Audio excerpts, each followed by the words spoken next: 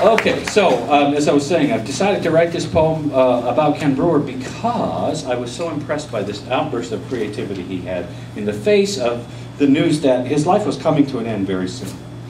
And so I had, the same year Ken died, I had a tremendous car accident, head-on crash with a semi. And it had this absolute conviction in the split second that that's it. Nobody could live through this. Nobody will come out of this alive. Well, the truck driver. But found, you know, to my embarrassment, that I lived. And that embarrassment eventually became disappointment and then shame.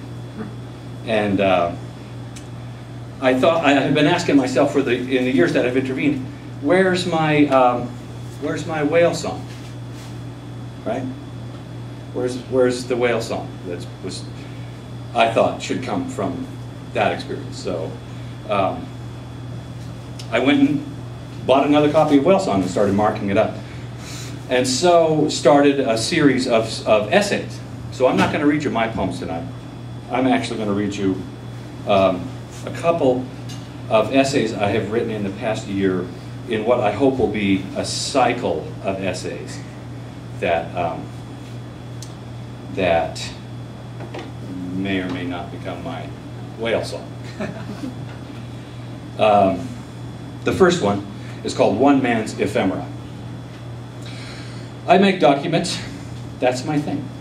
Just the other day I returned home to Salt Lake from Colorado where I visited my parents, and as is my usual practice, before, during, and after the trip, I produced and modified a document on yellow legal paper with the heading, Travel Plan. On it is listed my general itinerary, a list of things to be done in Salt Lake before my departure, another list of things to pack, a list of contact numbers, and dashed off in pencil and obviously written on the flyer, several notes of birds observed along the highway, mileage between cities, fuel costs, totals. There are many of these documents floating around in my notebooks and files. There's even one on my refrigerator right now describing an upcoming trip. I have a pile of them before me on my desk as I write this. I was trying to decide what to do with them. When will I ever need this report on my kayaking trip to Cutler Reservoir on Highway 23 between Newton and Junction, Utah in May of 2009? Or this one describing my trip to the old Yankee Stadium in Brooklyn in September of 2008. My practice of making these written plans has been a source of mirth and sometimes frustration for the people in my life, particularly my children. Even though they're now adults themselves, they just don't understand why I continue to make these documents. Why do you do this, Dad? My daughter Amy asks, holding up one of the pieces of yellow paper. Why would anyone do this? And so I tell her, again, I'm a civil servant. I've worked most of my career in state governments. And the first rule a rookie bureaucrat learns is what I tell Amy in this recent exchange. If it isn't written down, it didn't happen. But to be a bit more truthful and a little less whimsical, there are other deeper reasons I've wondered about them myself.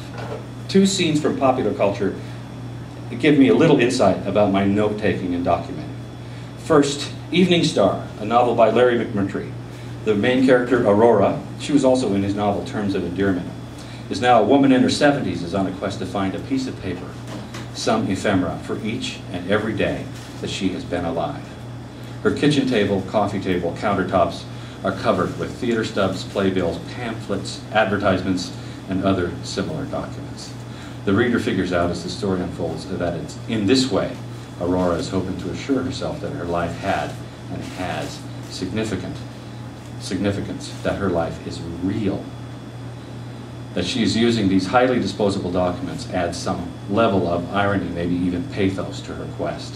The reader is reminded the word ephemera comes from the Greek word meaning lasting, only one day. In the Ten Commandments, in the 1956 film starring Charlton Heston as Moses, Yul Brynner delivers a memorable performance as Ramses II, the pharaoh who will not let the Israelites go. At the most decisive moments in the action, Brynner, as Ramses II, says to his courtiers, so let it be written, so let it be done. His supreme confidence in this line portrays a man who believes that mere circumstances and events, the stuff we mortals call reality, have no chance to change his will once his words are committed to writing. These fictional incidents hint at the real answer to Amy's query. I produced these documents to assure myself that these trips and other events in my life really happened. It seems I have some deep-seated suspicion about memory, especially mine.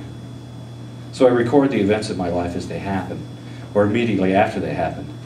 And I look back from the future and prove to myself and to anyone else that I really did drive to Fort Collins from Salt Lake City for Mother's Day on 2010.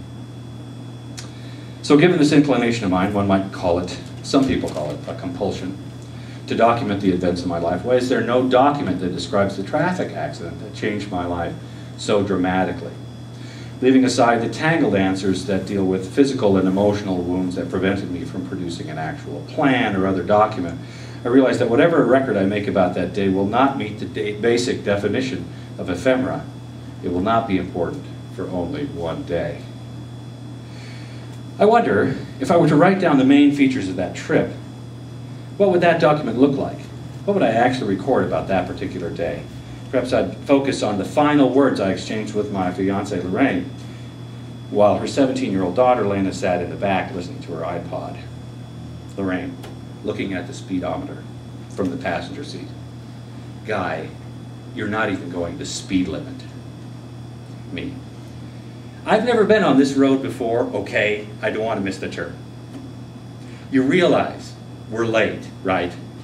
It's a picnic. They're not going to pack up and go home because we're 10 minutes late. And that's the true and accurate record of our conversation, our last conversation, to the best of my memory. Seconds after this, a tractor trailer swerves into our lane. Lorraine screams, "Oh God, oh God."